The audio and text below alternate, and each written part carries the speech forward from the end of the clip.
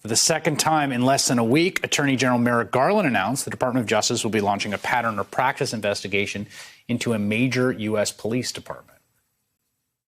Today, the Justice Department is opening a civil investigation into the Louisville Jefferson County Metro Government and the Louisville Metro Police Department to determine whether LMPD engages in a pattern or practice of violations of the Constitution or federal law. This announcement comes more than a year since Louisville police shot and killed Breonna Taylor, a 26-year-old black woman, in her own home while serving a no-knock warrant. While 2 officers involved have since been fired from the department, 1 remains on the force. None of them have been criminally charged in connection to her death. And last summer, her death sparked protests across the country, coinciding with protests over the killing of George Floyd in Minneapolis.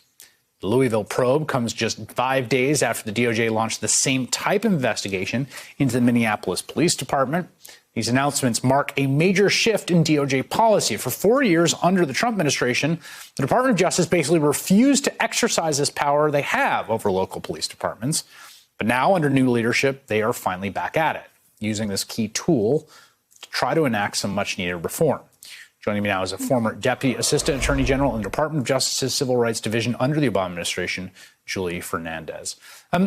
Julie, what's your first reaction as someone who's a practitioner in the department when you hear the Attorney General make an announcement like this? Well, my first reaction is thank God. Thank God that Merrick Garland is in the position that he's in to be able to once again have a vigorous program of civil investigation of police agencies that are engaging in patterns or practice of misconduct. I want to say one thing also, Chris. What's going on here with policing in our country, we're having a crisis, but the tragedy is this crisis has been going on for many, many, many, many years. And the difference now is that we have more video cameras, more body cams, and more people see it. Folks in the Black community and Latinx community, we've seen this. This is what it looks like. And so thank God that we have Merrick Garland in a position, and recently we had confirmed Vanita Gupta as Associate Attorney General, who can really take a serious run at trying to have police reform. There are different ways in which these pattern or practice investigations can happen in terms of relationship between the Department of Justice and the police department at issue or the city, along a scale of sort of like active resistance and hostility on one end, which is some police departments, and then some police departments that at least in public say, we welcome this, we're going to partner on this. Louisville at least seems more towards that, at least in its public pronouncements. And I wonder, in your experience, how much that matters? Matters a lot, because really what we're talking about is these are not. The reason why we have this statute at all is because Congress determined in 1993 that criminal prosecutions were not going to address the problem because the problem is systemic.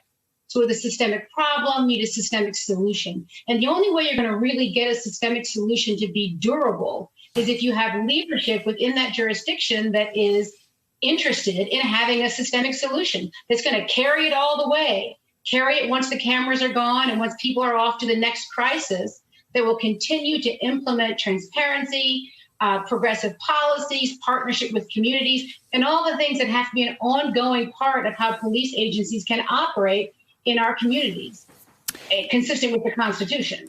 So I've seen criticism. I've been reading some interesting critiques of these investigations as they've been undertaken in the past from sort of 2 different sources, from law enforcement folks who are skeptical of the federal government and Department of Justice, and then from people who are sort of politics on this are more radical and are skeptical policing as a current institution can really be reformed. And the synergy between these 2 critiques is that the idea that this becomes a kind of bureaucratic hamster wheel in a way, that there's forms to fill out and papers to do and kind of boxes to check, but it doesn't actually get at real change to the department. I'm curious what you would say to that. I mean, I don't know. I mean, I don't think that anything is a panacea, Chris, but I feel like if we're not diagnosing the problem at a level that is a little bit bureaucratic, it is about training and supervision and accountability and data collection. If we're not doing that, it's really going to be hard to figure out what we need to change. It may be that for many of these agencies, it may be wholesale.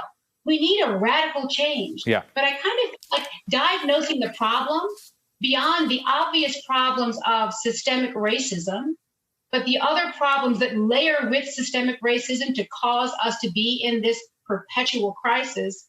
I just think we're not going to get to a comprehensive solution. That's just, but I don't think it's a panacea. I think it takes more than that.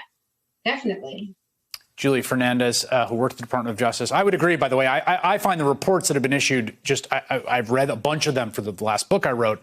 They are eye-opening, to say the least. Thank you so much, Julie. Really appreciate it. All right. Meanwhile, we are still in the midst of.